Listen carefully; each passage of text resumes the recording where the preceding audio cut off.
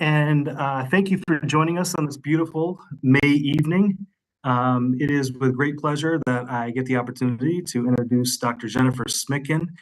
She is an expert in the field of psychology and a dedicated advocate for student wellness. Dr. Smitkin has been a longtime partner in North Colony, working tirelessly to enhance the well-being of our community and our students.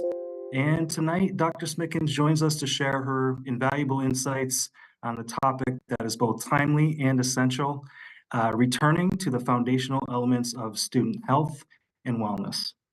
So please join me in welcoming Dr. Jennifer Smitkin, whose expertise and commitment will continue to support all of us as a community and beyond. So thank you, Dr. Smitkin, for coming back. You joined us during COVID, and now you are back with another presentation. We really appreciate it. And at this time, I'll turn it over to you. Okay, thank you so much, Casey. And thanks to everyone who's decided to join tonight. It is an absolutely beautiful night, probably the nicest day of the year that we've had so far. So I just thank you for carving this time out to spend some time with me and really to benefit your children. Insofar as I believe that it's still light out at 7:30, I'll make sure that we end on time so that if you wanted to go get a walk in or some fresh air to take care of yourselves as well, I'll make sure that we have time to do that. So I am coming to you from my private practice. It's psychology wellness practice, and it's called psychology wellness practice for a reason. We deliver psychological services, counseling, and evaluation and consultation, but with a focus, in my particular expertise is on a focus of wellness and on functional root cause for things that we call diagnosis or disability, where we really want to look at the foundational root cause in many cases from a wellness perspective of what may have, triggered something to occur or even triggered a gene to turn on in some cases. So tonight we're going back to the basics.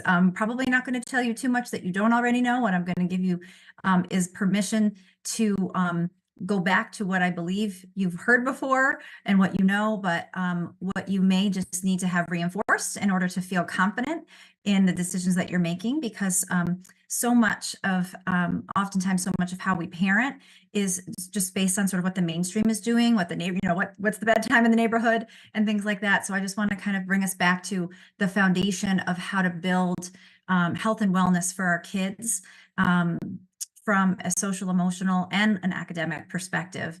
So we're going to kind of go through a wide range of topics tonight. Okay. So first, I just want to talk about how to know when something isn't quite right. So oftentimes by the time people come to our office to seek services for their child or their adolescent, it's been a while since parents have kind of felt like something might be wrong, or maybe teachers had kind of rung the bell on that. It can be weeks and sometimes months and sometimes years, I'll hear, before we'll be able to intervene or at least, kind of give our perspective on what we think might be going on. So before we get into things, I just want to share with you how to know when it might be time to just even consult or ask a couple more questions.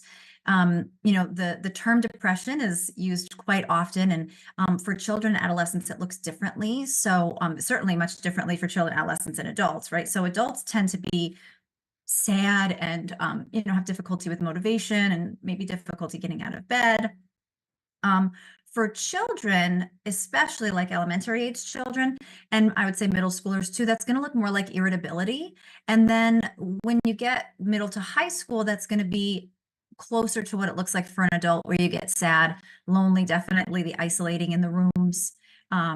And so that's how you know that might be a deeper problem. Really, if it's lasting longer than just like an adjustment to something, right? Like if they were given a consequence for behavior, or like there was an interaction with a friend that didn't go quite well, it could just be an adjustment with some like depressed features. But if it lasts, more than a couple of weeks, it would certainly be something to just ask another question about, look into.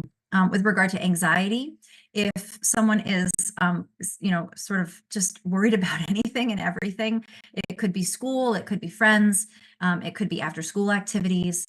Certainly for children, having bad dreams, that can also be a sign of anxiety. There's a lot of different types of anxiety. We won't get into that tonight.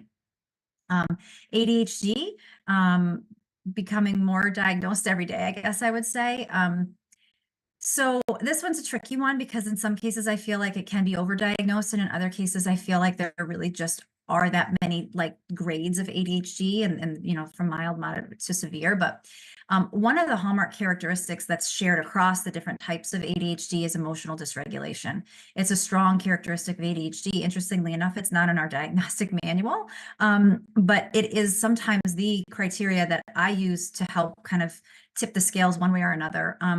So if you've had a child who from like a young age tends to have difficulty regulating emotions, so that could be anything from like the severe end of emotional outbursts to a more mild end of just like low frustration tolerance. And that's carried into, you know, despite even intervention, that's carried into, you know, middle childhood and into adolescence. And you see other signs that are related to more classic types of ADHD, like, you know, just difficulty focusing, forgetfulness in some cases, certainly, you know, classically hyperactive, I guess you could say. But there's actually many different types of ADHD that have to do with being anxious or being depressed or being kind of stuck in your thoughts too.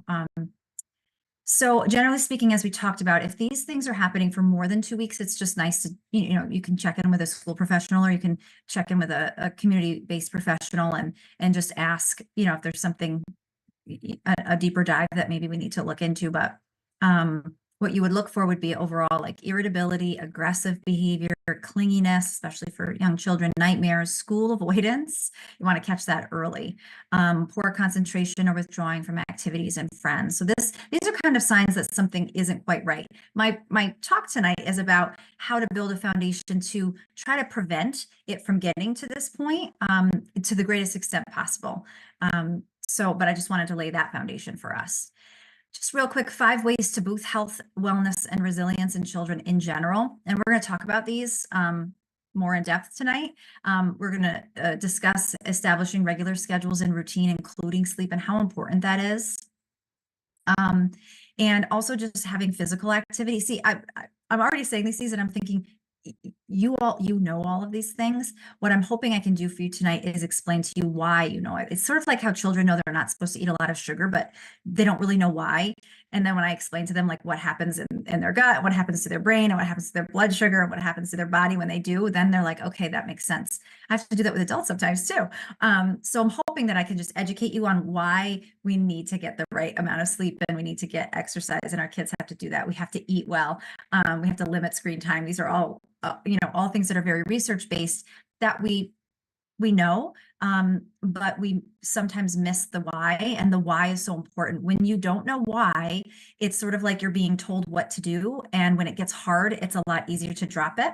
When you do know the why, and the why makes sense and it resonates on a personal level, then when it gets hard to do it, you're more likely to maintain that habit if it's something that you've built up over time.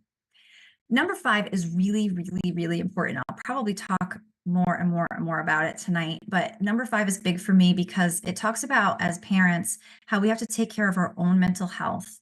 So much of what we're going to talk tonight is about us as the adults modeling the behaviors that we want to see in our children, and not just expecting them to do it, but actually, you know, sort of being that model for them, and doing it with grace, because some of these things might be hard, like we said, to maintain over time in some cases.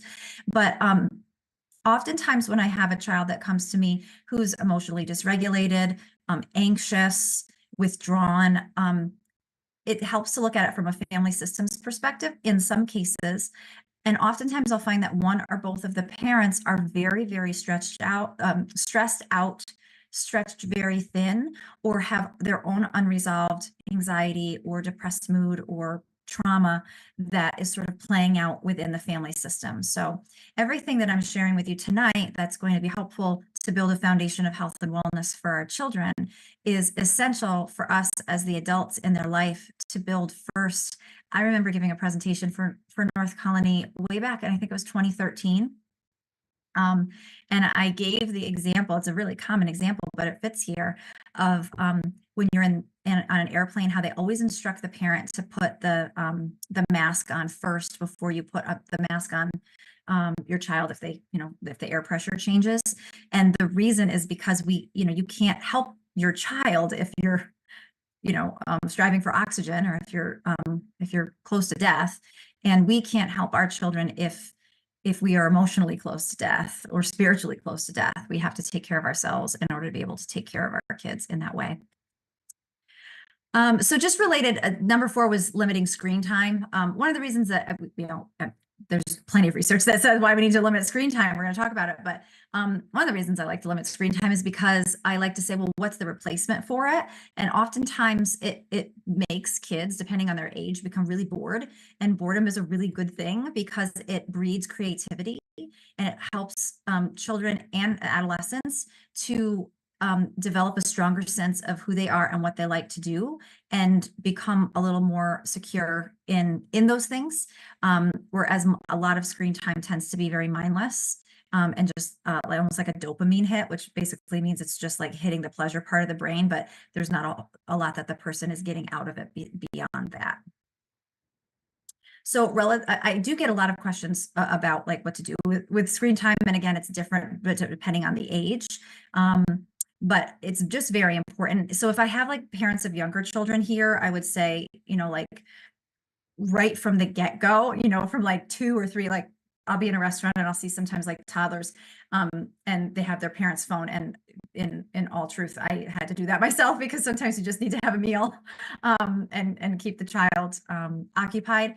But with that, just establishing rules around it, right? So what are you allowed to watch? How long are you allowed to watch it? Whose device is it? It's yours as the parent. You purchased it. It's not theirs.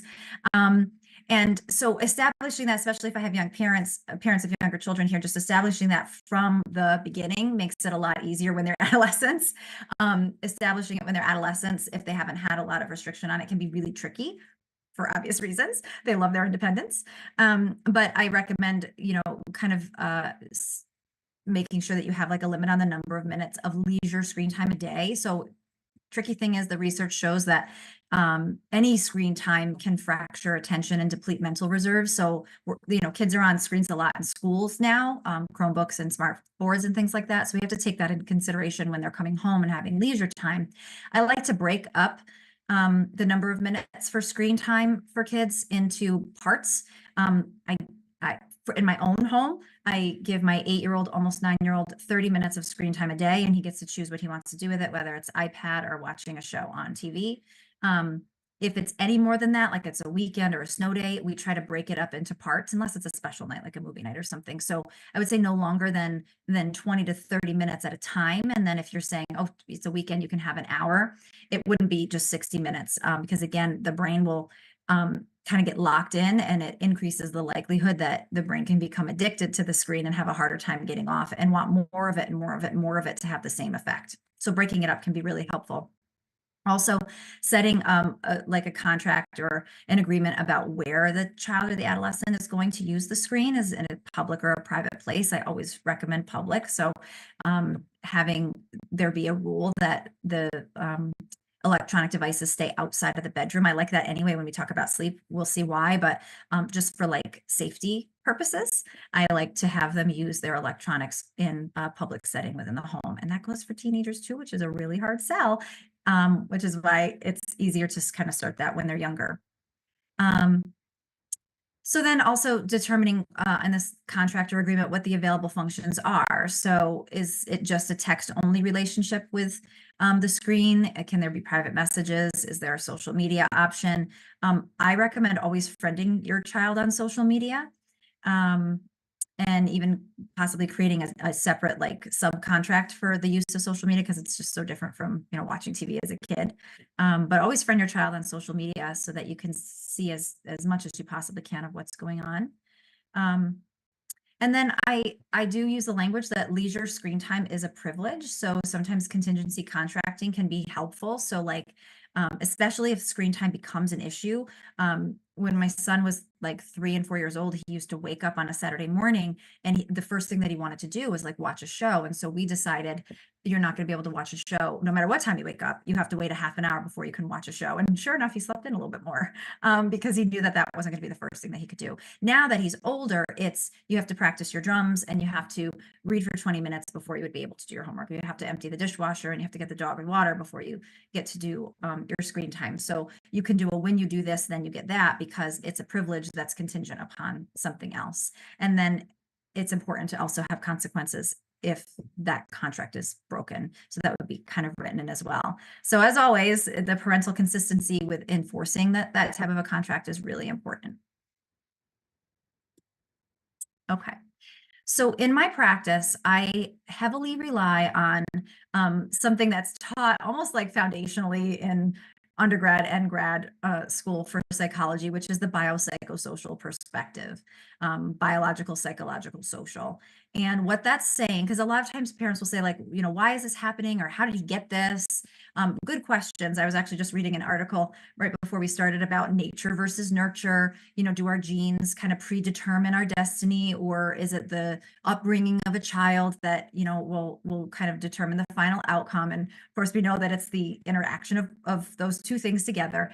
Biopsychosocial perspective really helps me in my own practice to be able to have discussions with parents about things that we can, ways that we can explain behavior and emotion, but also things that we can do to intervene to try to make some headway to improve the behavior and emotion, those that we're trying to target. And we do that from those three perspectives. So I want to start tonight with the biological interventions that I often talk about in my office, because again, they're so foundational.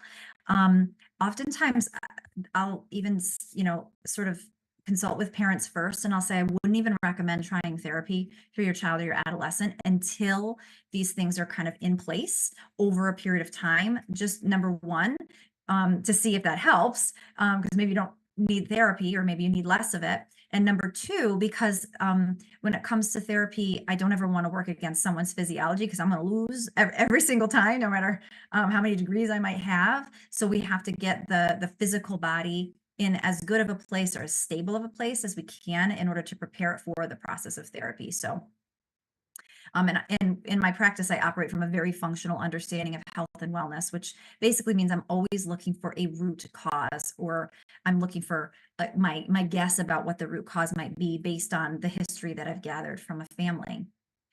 So again, I'm about to tell you things that you already probably know, and now I'm hoping to tell you why those things are recommended, or why those things are true, so that doing them will have a higher likelihood of the stick, because you'll believe in what you're doing because you understand it better. So sleep is so important from this biological perspective. It's important for your immune function. So if you have a kid who gets sick very easily, but also for brain function, anxiety, depression, ADHD, we all need sleep, but certainly if there's any sort of diagnosis or disorder, I always ask about sleep and sleep hygiene. What time do they go to bed, wake up? Are they, you know, falling asleep quickly, but waking up in the middle of the night? What does that look like? Is it an erratic, you know, sleep schedule? So the quality of sleep is just as important as the quantity. Like we've been taught, of course, like it, you know, 8 hours of sleep or 10 hours of sleep based on an age, and that's all very good. Let's keep that. But the quality is also important, and quality is really speaking to the times that you are sleeping, right? Because a sleep, like an 8-hour sleep from, let's say it's an adolescent, an 8-hour sleep from midnight to 8 o'clock is a very different quality of sleep than an 8-hour sleep of 10 p.m. to 6 a.m. Because on the one hand, you're going to bed a lot earlier. It becomes really evident when it's like a 2 a.m. bedtime, and with, you know, plus the 8 hours. 2 a.m. is way too late to go to sleep, right? So if you back that up and you're still getting the 8 hours, it's still the same number of hours of sleep, but the quality increases when you push the bedtime back. And in fact, what they've found through research is that if you increase pre-midnight hours of sleep, then you increase serotonin levels. So, and it was specifically 4 or more pre-midnight hours of sleep, which means an 8 o'clock bedtime or earlier. And I know you're probably thinking, like, it's ridiculous. How could my child doesn't even get home from practice until 8 o'clock. I understand this is potentially one of the roots, not the root, but one of the roots of why we have, a steep incline of mental health problems in our nation. But 4 more hours of pre-midnight sleep increases serotonin levels. So serotonin is a neurotransmitter, and it's been found to be low for individuals who tend to be anxious or depressed. So, what basically what they're saying is, if you go to bed earlier, if you get the pre-midnight hours of sleep, it's going to produce more serotonin, which will decrease the level of anxious or depressed feelings that you have the propensity to be feeling. The next one is about diet, which I spend a lot of time on at my office, and we have a functional nutrition counselor there who really goes much more in depth than I do. But we need to eat real food. This is another thing that's kind of happened over like the last few decades, is we're eating like food like stuff, but not like real food. Or a lot of processed food, especially our kids. I can't tell you the number of kids that I hear, like high school, they don't have a lunch, or they don't take a lunch, and they just like either don't eat at all, and like maybe they'll have a breakfast, maybe they won't have a breakfast. Most kids that I work with don't have a breakfast. Some of them will wait until they are done with school to eat. And if they do eat during the school day, they'll get something from the vending machine, which is just, it's not brain food. It's not going to help with learning. It's not going to help with attention. It's not going to help with mood. So, but why? We know we're supposed to eat real food. We know we're supposed to eat healthy, but why? Here's why. Because whatever you put into your body goes into your digestive system. We know this, right? Well, in your digestive system is what's called your microbiome, which is basically, we're more bacterial than we are cellular. There's bacteria, good and bad, in our microbiome. It's like a little city down there, and there's just trillions of them populating your digestive tract. And what they found is that if you have the good, so they're going to talk to your brain, because there's this like highway system where the gut talks to the brain and the brain talks to the gut. What they found is that there's going to be good guys and bad guys down there. And if you have good guys, then the good guys are talking to your brain. So you usually have thoughts like, I can pass this test. I work really hard. People like me. And if you have more of the bad bacteria, then it's going to be like, nobody likes me. I don't want to go to school. I'm going to fail this test. Doesn't matter how hard I try. When I do this with kids, they really do get it, because I'll show them like a picture of like a mean face and a happy face. And I'll be like, these guys live inside of you and they talk to your brain. Who would you rather have talking to you? And so they're very clear that they would rather have the happy looking guy sending the messages to the brain. And the thing is, bacteria are living organisms, so they have to eat in order to live, the good guys and the bad guys. The good guys, guess what they eat? They eat fiber, like from fruits and vegetables, and prebiotics. So that would be like resistant starches. You know what the bad guys eat? Sugar and things that convert to sugar, like carbohydrates. So there it is. We know that we're not supposed to have a lot of sugar, and carbs are like not the best for us. We should kind of limit that and do proteins, fibers, and fats. Those things all feed the brain, yes, but now we know why. Because what we're really doing is feeding the living organisms that are in our digestive system. And those guys are sending messages to our brain. They're helping us to be alert or to feel asleep. They're helping us to learn or to forget. And so if I could make like one change in schools, it would, usually be around the food that's served for breakfast and the foods that are in the vending machines, because oftentimes they're not like brain foods. They're very heavy on the carbohydrates, and not so much emphasizing proteins, fibers, and fats, which will help to regulate blood sugar, keep people alert and awake, and feed the good guys. Okay. And then we talked about how important, so exercise, the optimal amount of exercise is 100 minutes per week. And that's vigorous exercise, unless we're talking about a very anxious child, and then it would be more like a walk or like a yoga or something like that, just moving your body. But otherwise, especially if it's like an ADHD or a depression, it should be vigorous exercise. In fact, there's so many studies out there that show that for any mental health diagnosis, if you prescribe exercise, and in fact, with one of the most egregious diagnoses of bipolar disorder, really, really hard to treat, there was a doctor who, said, we're not doing therapy, we're not doing medicine, you're just going to exercise basically for 8 hours a day. There was some form of exercise that could have been slow walking, or it might have been more vigorous, or it could have been weightlifting. And they fared better than those who were in therapy and medicine. Not sustainable, of course, over time, but at least it demonstrates how effective exercise can be for a brain that's showing signs of psychological distress. Okay, biopsychosocial. So now we're on to psychological interventions. This is one of the most important things I think we can do for our kids. There's a great book called Mindset by Carol Dweck. If you haven't read it, please get it. I think and even teenagers, I think could read it and understand it as well, so that they can learn to have this type of thought pattern running through their minds. It differentiates between two ways of thinking. One way is very healthy and is kind of sort of protective over your psychological well-being, and the other way is not so healthy, and it can really damage your psychological well-being. So the fixed mindset, what this author calls a fixed mindset, is a belief that a person's capabilities are basically unchangeable and fixed. It's sort of like you either got it or you don't. You were born with it or you're never going to have it. And so you can see that playing out with like, well, he's so talented, right? When you say talent, it sort of suggests that it's just something that the person didn't have to work at. They just were born with it. So what a talented piano player, for example. That type of language is contrasted with the healthier way of thinking, which is called the growth mindset, that says that intelligence and abilities can be developed through hard work and dedication. And all throughout the book, it gives examples in sports and in academics and it gives examples how to use the language in order to build a growth mindset for our kids.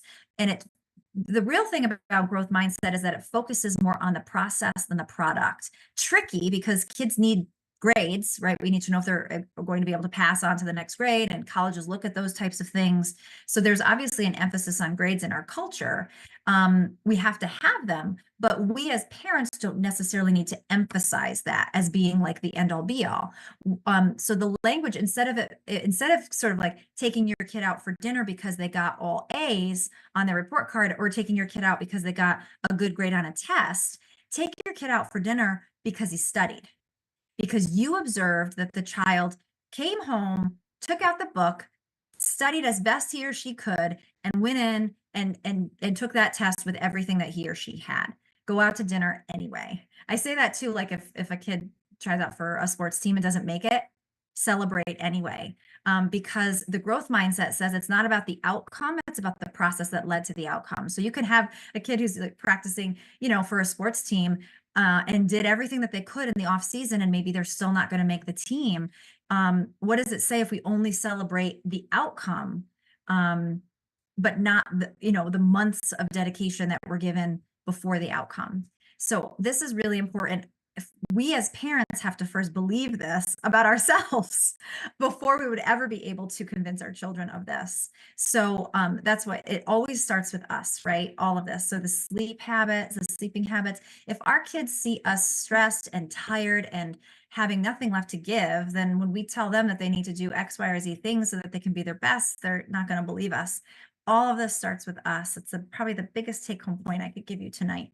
And that includes adopting a growth mindset for us as well. And so it gives you examples of how to use the language so that if you fail or you become frustrated, you have the language to be able to say out loud how you would basically interpret that situation from a growth mindset perspective. And they'll be able to hear that and see you, and then you'll use it with them, and it'll become more the culture of your family.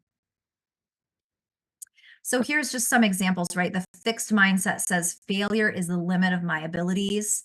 The growth mindset says failure is an opportunity to grow. Feel the difference. I'm either good at it or I'm not, right? So if you think you're either good at it or not, why would you even try? You wouldn't, because you're either good at it or you're not. Growth mindset says I can learn to do anything that I want. And in the book, it does give this example. It says, listen, some people are born with natural athletic abilities. Yes, this is true. But that doesn't mean that someone else who isn't necessarily born with those natural athletic abilities can't do what they do. It just means that person has to work harder. And that's why we reward and reinforce the process of the hard work instead of the outcome. That's what's really important. I don't like to be challenged. I can either do it or I can't. Challenges can be helpful to me. Feedback and criticism are personal.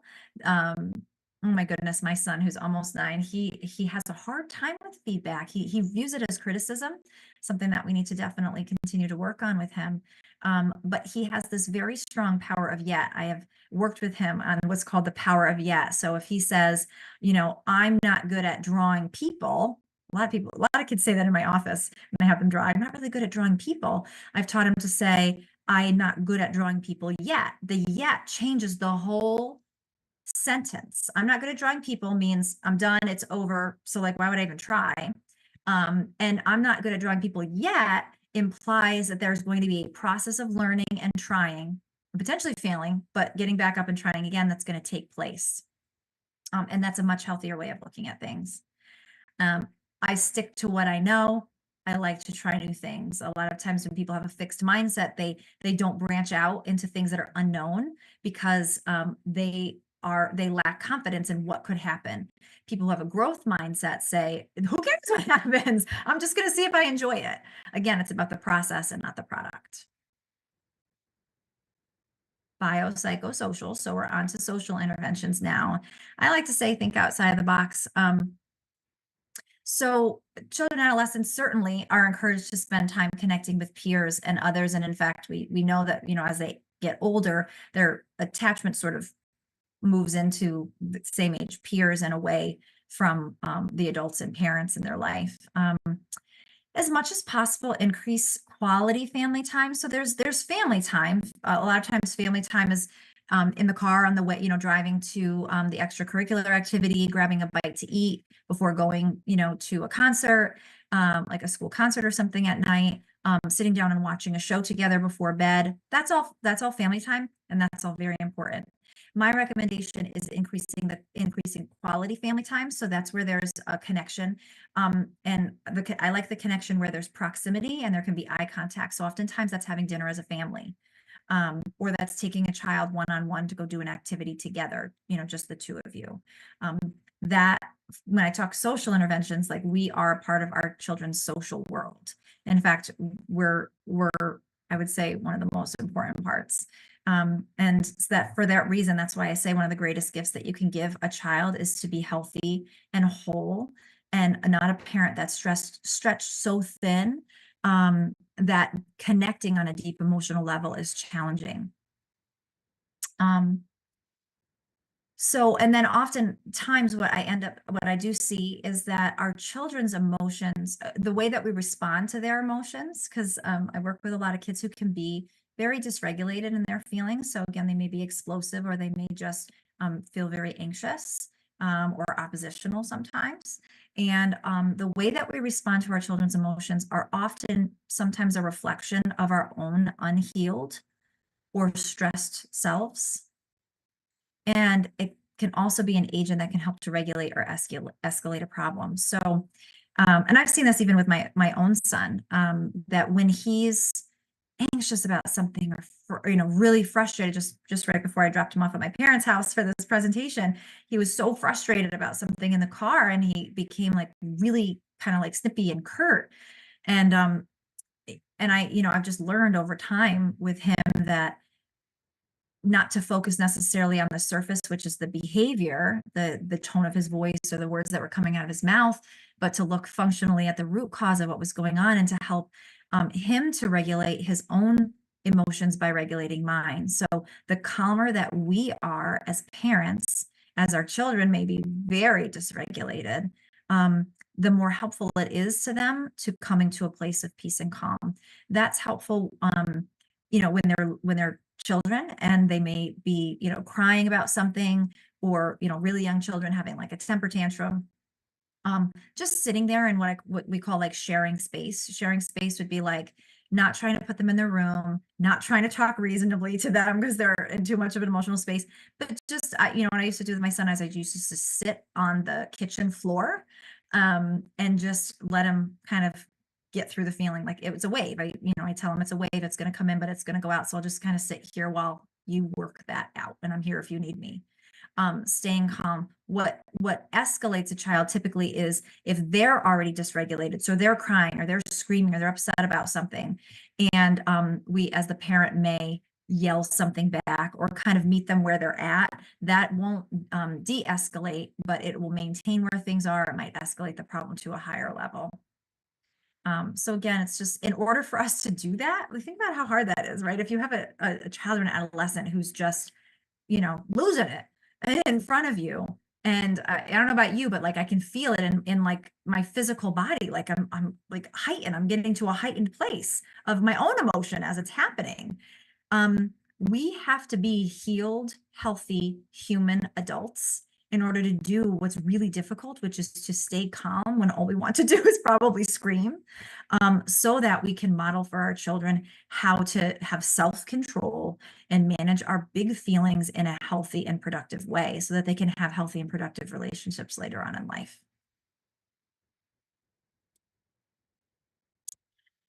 Okay, so what are our roles as parents? Again, they're gonna, this, they're gonna absorb much more of what they see than what they hear. So we can tell them things that will be helpful to them, but if we're not doing them, then it's not going to stick. So one of the most helpful things that we can do is model for our kids and our adolescents what we want to see from them. If we want to see them be gentle in their approach, with you as a parent, then we have to be gentle in our approach with them and also gentle with other people as they're observing how we interact with people on the phone, customer service agents, for example, which I like pray before I get on the phone with a customer service agent.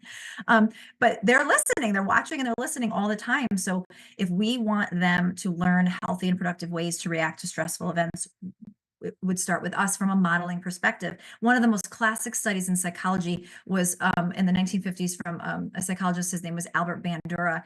And what he did was he set up this Bobo doll, which is like this big inflated thing with sand on the bottom. You can use it almost like a punching bag, kind of, sort of. But it looked like it had like a doll's face on it, almost like a clown's face. And these kids had never seen this type of a doll before. So what they did in another room, they watched the adult interact with the Bobo doll, and the adult was punching the Bobo doll and kicking it and holding it down on the ground, and then took like something that was very dangerous and started to hit the Bobo doll with it. This went on for a couple of minutes, and then the adult went away, and the child was allowed into the room with the Bobo doll. And sure enough, the child did literally the exact same thing that the adult did, almost in the exact same order, but with the same vehemence as the adult, never having interacted with this type of doll ever before, learning it from watching the adults. So we just have to be careful. Active listening is so important. It's important for kids of any age, but especially it's almost like the only thing that we can do that's going to be helpful for adolescents. Because most of the time, if they're going to bring something to us, if they're going to tell us something, that's a big deal anyway. That's a huge win. And a really good way to shut down a conversation with an adolescent is to give them advice when they're not asking for it, or to tell them something that they're doing wrong or that they, could do better. Active listening takes all of the ownership and pressure and responsibility for finding a solution to the problem off of the parent. And it places that responsibility, or really that ownership, or that the privilege of being able to come up with a solution, back onto the adolescent or onto the child. This will increase a child's and adolescent's self-esteem because you're demonstrating to them over and over and over again that you trust and believe in their innate abilities to be able to solve problems. And you can help them, of course, over time to know how to make decisions, what's the, decision trees, and how to weigh different options, but you wouldn't be giving the advice on what to do. You would more so be showing them how to figure out what to do. Active listening is basically repeating back what you just heard from the child, asking a question to clarify to make sure that you totally understand. But so it's like if your teenager comes to you and says, I really want to go to this party on Saturday night, but I think there's going to be stuff there that's going on that I don't want to be a part of, but I don't want to miss out. I'm just like, I don't really know what to do. Our inclination would be like, don't go. Mine would be like, don't go. But instead it would be like, wow, it sounds like you have a really hard decision to make. Have you thought about how you might make that decision? And that will prompt more discussion, right? So if a parent were to have just said, don't go or go, that kind of ends the conversation right there because the decision is made. If you just summarize what you heard, wow, it sounds like you have a decision to make. That usually prompts another statement from the child. Yeah, and I don't really know how I'm going to do it because, half my friends are going and I don't want to really miss out. Wow, that sounds like that's really hard because missing out can be really hard sometimes. Still haven't added anything to the conversation except reflecting back what you're hearing from them. Very, very, very helpful tool to continue a conversation with an adolescent and also to increase their self-confidence and their ability to find an answer. And then co-regulation is what we just talked about on the previous slide, where the more escalated a child or an adolescent becomes with their tone of voice, with their behavior, with their words, the more calm we need to be as parents in order to set that model for self-control and for the kind of cultural expectations of the home. This is what we do. This is what we can do. Okay. I did have a few questions come in as part of the Q&A, so I'll address those now. One of the questions was, how can parents foster intrinsic motivation for students, particularly when students are in middle school? That's a really good question. So interestingly enough, the answers to these questions were embedded within the presentation. So I'll just kind of review and go over how you would apply that, right? So intrinsic motivation is basically this inside feeling of wanting to do well, not needing anything external to do it, right? So it'd be like, I really want to be responsible in my home because I share this space. I don't need chore money. Or I really want to study for this test because it's important for me to do well in school. I don't need a punishment or a consequence if I don't. So intrinsic means like internal. That's a good way to remember that, the I and the I. And one way to do this is by using growth mindset language as just like the culture in the home. So for everything, we would focus on the process more than the outcome. Because if the outcome, like I have a lot of kids that I'll see who have this experience of learned helplessness, which is sort of like, no matter what I do, it still doesn't work out for me. Like no matter how hard I study, I still can't quite seem to do well. No matter how hard I practice, I'm still not chosen to start. No matter how nice I am, other kids just don't want to hang out with me. And so over time, you can develop this thought pattern that leads to learned helplessness, which is no matter what I do, it's just not going to work anyway. And the problem with that is that it's focusing on the outcome, right? The outcome is starting. The outcome is getting a good grade. The outcome is having oodles and doodles of friends. So when everything, if we focus on the process more than the outcome, we can help our kids to have more intrinsic motivation. This felt good to me. Trying hard instead of slacking feels good to me, right? And of course, modeling that too for our kids is going to be helpful. And asking things like this way, how did you grow today? Instead of like, how did you do on that test? What was the score on the test? And I still have to work on this because I did this just the other day in the car with my son. I was like dying to know how he did on a math test. So we got in the car and we weren't even out of the parking lot yet. And I was like, how'd you do on a math test? And I was like, stop it, Jen, stop it. So even I have to catch myself, but it'll be questions that are mostly growth mindset focus that have to do with, what did you learn from that experience, right? So for younger kids, my son talks a lot about like things that happen like on the playground and during unstructured times and a lot of social stuff. And I usually say like, how do you feel like this is helping you to grow? In what way do you feel like this is targeting an area in your life that you're meant to grow in? That's something that he and I kind of work on together. Like what no one is done until the end of their life. So in what way is this setup trying to help you to grow in some certain way so that things aren't sort of final when we're focusing on that outcome. Allowing for autonomy and decision making. This is going to look different again depending on the age and on the circumstance, but certainly allowing within reasonable boundaries for a child or an adolescent to make their own decisions, like we talked about with active listening, kind of guiding the conversation, but never giving them the advice, will help them to become intrinsically motivated towards a lot of different things because they'll have that confidence in themselves. The extrinsic motivation, which is like rewards and punishment, is often for kids who don't feel that sense of accomplishment or that sense of self-worth. And the only way that they can feel that self-worth is if they have like the carrot that's out in front of them to reward them for the trying. So these are ways to kind of say, you are good enough, right? You have what it takes all inside of you. And that will foster that level of intrinsic motivation. Again, parental verbal modeling, right? And so if if we're talking about like our job is just a paycheck, that's extrinsic motivation. It's basically like I only do this job because I get paid for it. That might be true. That very well could be true. But if we're talking about it that way, then that's going to breed more extrinsic motivation. Intrinsic motivation would be something like, yeah, when I go to my job, I feel really fulfilled by what I do. Hopefully we do. When I go to my job, I really enjoy seeing, the friends that are there. Um, Being able to work my way up the ladder is really exciting to me. And so those, you can just kind of feel the difference in that type of language.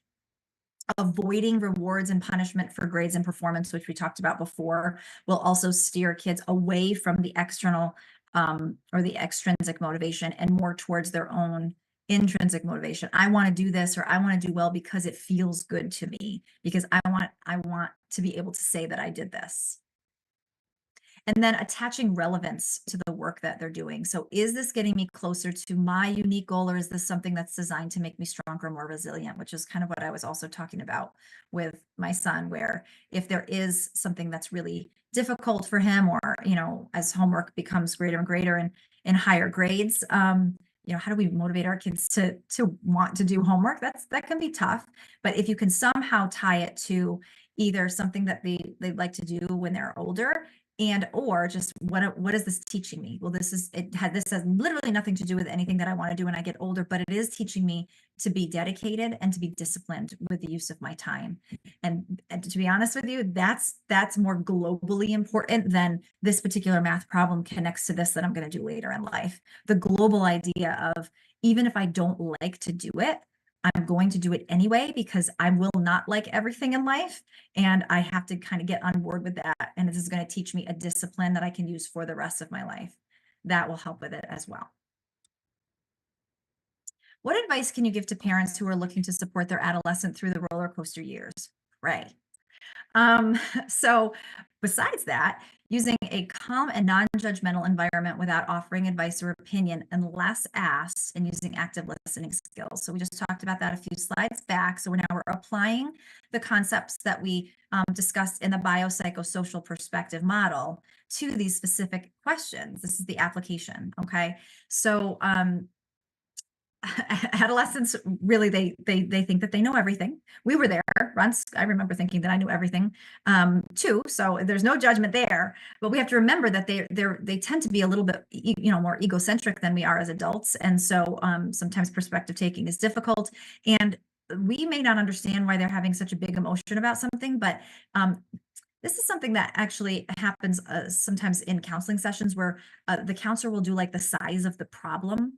Right. So if a child or an adolescent is having like this big emotional response, crying or screaming, or, throwing themselves on the floor or something like that, the counselor will sometimes say, was that a big deal or a little deal? That can actually, and parents will do this sometimes too, often at the suggestion of a counselor, that can not be so helpful, because to us, it might have felt like a small deal. And so we see that we kind of look at it like, your response was way out of proportion to the size of the problem. Let's try to get them to kind of come together a little bit.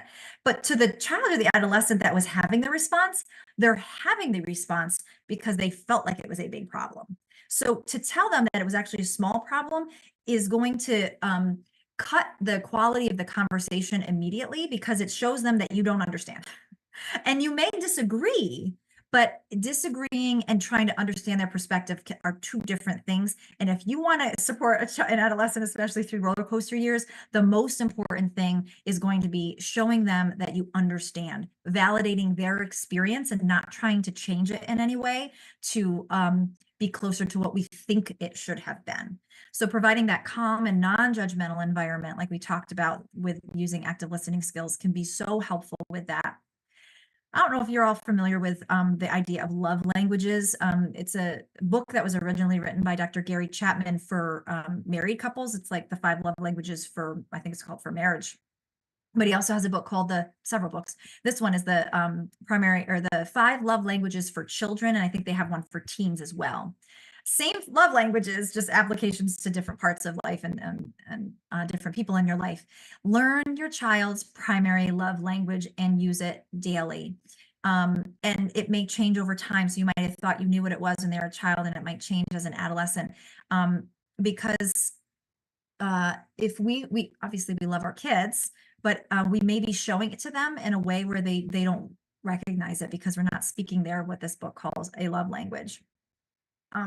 So for adolescents, that's going to be particularly important because we may not have the same opportunities to demonstrate love in that way. Like, so for example, my son at 9 is a real like physical touch kid. So he likes to snuggle and he loves a hug. He sits on my lap sometimes while we're eating dinner. He just needs that like close touch. He always needs me to like hug him or kiss his forehead before he goes off to school in the morning. That's just how he feels love from me. Now, I thought his love language was acts of service, because I just do acts of service all the time. I'm doing his laundry, right? I'm making the dinner, I'm cleaning up the dinner, I'm buying the school clothes, I'm taking him to all of his after school activities. I'm thinking, I am killing it as a parent. This kid must think I am the best, right? But that's not his love language. His love language isn't acts of service. He's not feeling love for me just because I do all of those things for him. He feels love for me when I speak his love language, which is providing him that close physical bond. And so for adolescents, it's very important that they still feel our love. Now they're striving for their independence, right? But the home base has to still be a secure place to land. And it's mostly secure if they know that when they land there, they're going to feel love in a language that they can interpret. So definitely read that book if you haven't, because that can be very helpful as well. Understand what's happening in a teenager's brain. Oh my goodness, they're going through a process called pruning, and it is like so emotionally exhausting and draining and difficult. Think of what happens if you prune a tree, right? You're cutting off parts of the tree in order to have it flourish. That's literally what's happening to neuronal connections in their brain. So things that connections that their brain had made in childhood that they don't really need anymore are pruned off so that new connections can be made. But the process of pruning is basically what we call adolescence. That's why adolescence is so hard for them, and it's so hard for us, because their brain is going through such a dramatic change. The only other time that it's gone through such a dramatic change was when they were an infant. So, and think about how much crying there was then, right? So now they're going through such a huge brain change. So we have to cut them a little bit of slack. We remember what it felt like, and now we know why it feels like that. And then also just maintaining healthy boundaries. It's hard because adolescents are really fun to hang out with, right? You could do things with them that you can't do with kids, and you can feel like they're buddies sometimes, but it's so important, again, with that secure base as they go out into the world and they try new things and they meet new people and have new friends and sort of form their identity. It's so important for them to have a secure base to be able to come back to. And that secure base has to be that parental base and not another friend. So not being afraid, we know this, but I'm just kind of giving permission, right? Not being afraid to continue to set limits and boundaries out of fear that your child won't like you or is going to rebel in some way. You probably heard before, in fact, that those healthy boundaries are ways for children to feel safe and secure in their life. And without them, there's chaos. And it can be internal chaos, and it sometimes comes out as external chaos. So just having the healthy boundaries, maintaining them no matter what, and being the parent and not the friend is going to be really important. Oh my goodness. 7:25, I did it. And it's still light out for those of you who can get outside. I'm going to. So I'll leave you with this. Please get not just the quantity of sleep tonight that you need, but the quality of sleep. So it's going to be an earlier bedtime than usual. Please eat a healthy breakfast and encourage your child to do so too.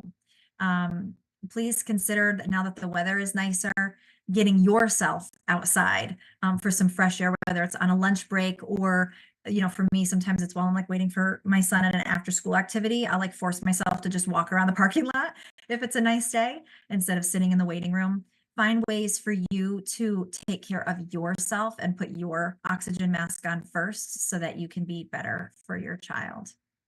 And I wish you all the best on that journey. I'm on it with you. Thank you so much for having me.